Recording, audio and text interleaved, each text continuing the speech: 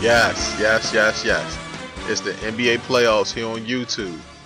The Western Conference Finals is now set as the OK City Thunder will take on the Golden State Warriors. Now let me go ahead and jump into this video because this video might be long. Alright, let's go into the coaching matchup of the Western Conference Finals 2016 playoffs. You got Billy Donovan versus Steve Kerr. Now I know what you're thinking. This is Kerr all day, man. Coach of the year, right? Not so fast, my friend. Not so fast.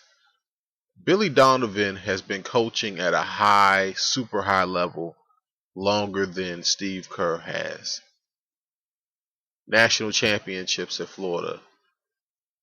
And granted, Donovan did some great recruiting down there in Florida. I think that Joakim Noah attended the University of Florida.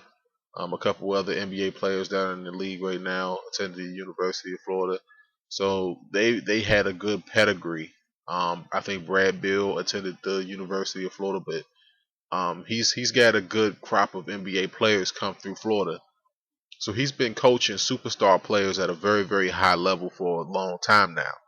And I'm going to keep saying this about the Golden State Warriors, and people are not going to like this, but they were destined to be great. I mean, this is just a well put together squad. And you can't say the same thing about OKC. I mean, the egos of Westbrook and Durant, who I will get into a little bit more later on in this video, though those two guys are legitimate superstars. I compared it to like a Shaq and Kobe type ordeal minus the drama. Um, when you have two big major superstars like this in the same stratosphere, you have to consider the fact that there's going to be egos and stuff. So Billy Donovan, A+ performance, man, for dealing with the egos of OKC to get them this far. And when you look at the Warriors locker room, I think it's one for all. And that's something that I think that Steve Kerr has contributed to those situations. The winning culture there in Golden State, I think that he's directly involved in that. So I'll give him credit for that. But the coaching matchup has to go to Donovan, man. I mean, yes, Steve Kerr, Coach of the Year, NBA championship winning coach. But Donovan has been doing this for a long time, man. He's been doing it longer than Kerr. He's been doing it at a higher level. I mean, you know what I'm saying? I mean, I'm just saying, if you compare, like I said, if you compare like Billy Donovan to like a Gino Oriema, you know what I'm saying? I think that's how you say his name. Because this is raw and uncut for all y'all people that's so politically correct about, oh man, you didn't say this man's name right. Okay, well, I'm doing this in the first take. All right, this is unscripted, unedited. But back to the video though. If you compare like Billy Donovan and Gino on a collegiate level, I have to give the check to Gino. I mean, that's just the way that it is. So, you know, I could say that the coaching matchup is a push, but I'm not going to do that. I'm going to say that Donovan has the advantage. It's just the way that it is. It's just the way that I see it. So there you go. I picked OKC to take down the Spurs in 6 games. I think I deserve that credit. I'm going to gloat about it. Yes, I picked OKC to beat the Spurs in 6 games. You can go watch that video down below if you want to. I'll probably link it. So the reason why I picked OKC to win in 6 games is because of the fact that Durant and Westbrook, this is their time. You know what I'm saying? This is legit probably one of the last chances that they have. And 4 minutes deep into the video, that's what I want people to understand during the course of this video, that this is their last chance. Alright. Golden State, barring injuries now, they're just getting started. I mean, that's just the way that it is. They're just getting started. Barring injuries now, knock on wood, because I don't want to see anybody get injured again. And Steph Curry looked like he just didn't miss a beat, man. 2-time reigning league MVP. Looked like he didn't miss a beat. Putting down, the Blazers in that second round. And like I said, the Blazers weren't even really supposed to be there. I mean, if the Clippers didn't get hurt, who be really be talking about right now? You understand what I'm trying to say? So the Clippers had a good season, barring the injuries, unfortunately. And then you look at Trailblazers, who really weren't even supposed to be here, having a good season. You know, I mean, overall, the Western Conference playoffs has been pretty darn good. I should have said this in the beginning. This is basically a little bit of a recap of the playoff of Western Conference playoffs so far. Um, Let me just get down to this game. I mean, I'm already 5 minutes, 6 minutes deep into the video. Let me get to this game right quick. The key matchup that I want people to key in on and look at. Okay, here's the reason. Let me tell you guys the reason why the key matchup is not Curry versus Westbrook. You want to know why it's not the key matchup? Because neither one of these guys play defense. All right, neither one of them do. It's like Ole Touche. And if you don't know what Ole Touche means, is oh, I'll get out of the way. Touche, you made the shot. That's basically what it is. Oh, I'll play half defense and then whole offense. Now these both of these guys have ability to pick up steals and rebounds. I'm not saying that they're not complete players, especially Westbrook. Westbrook is a guy that legit can grab 10 boards, score 10 points, 10 assists every night. He's that guy. He's built that way. But defensively speaking, both of these teams struggle against the point guard position. So it's going to be a track meet between those two. Don't watch out for that matchup. The matchup that I want you guys to look at is potentially loud. All right. Because I don't know who they're going to necessarily put on Durant. But the key matchup that I want people to watch out for is Kevin Durant versus Draymond Green. It's a world heavyweight championship bout. Whichever guy pulls out that matchup or wins that matchup, that team's going to win the series. It's that important to the success of this Western Conference Finals. All right, Draymond Green is a triple double threat, just like Westbrook is every single night, because he could just do everything pretty darn well. But Durant is an elite scorer.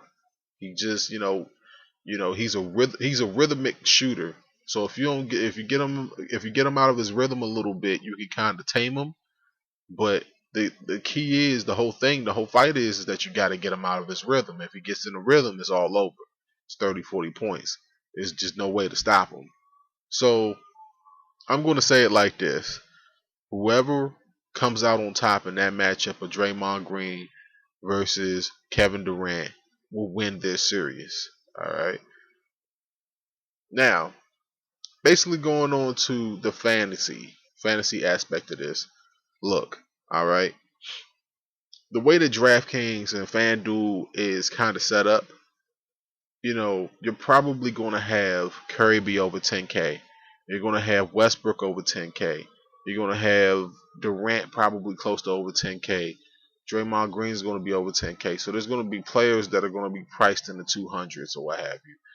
If you're still playing a daily fantasy at this point in the season, I mean, good luck to you, but there's really not too much chance for variance. So, just play the top ranked guys in the series. I can't tell you specifically who to play because everybody's a threat to go for 60 points, 70 points in this series. So it's going to go back and forth. So if you're playing fantasy, good luck to you. But this is not a good series for fantasy. Let's just say it like that. When it comes to fantasy and variance. Ultimately, who wins this series and why?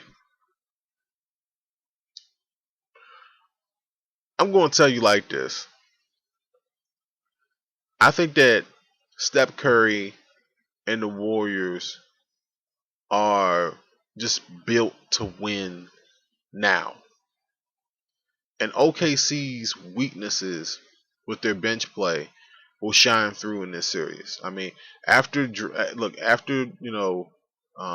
Waiters, you know that OKC bench is like thin when it comes to scoring and guys that can score in bunches.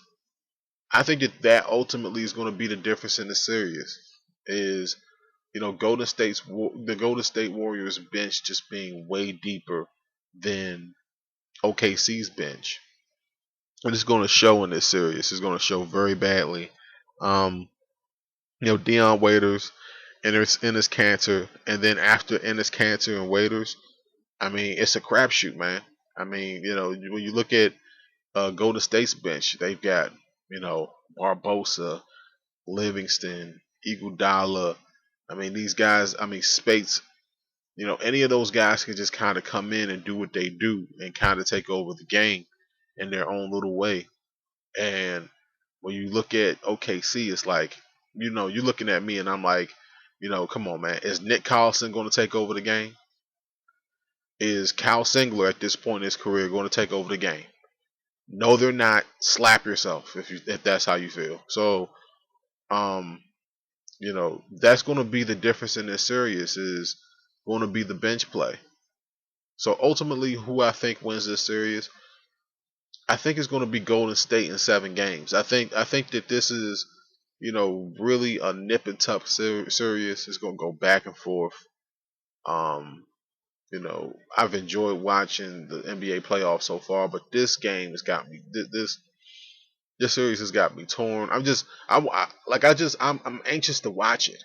You understand what I'm trying to say? The star power in this series is amazing. I haven't even mentioned Klay Thompson that much in this series, so on this video, but he's going to play an intricate part. So I'm picking Golden State to win it at 7. Later they go back to the finals again.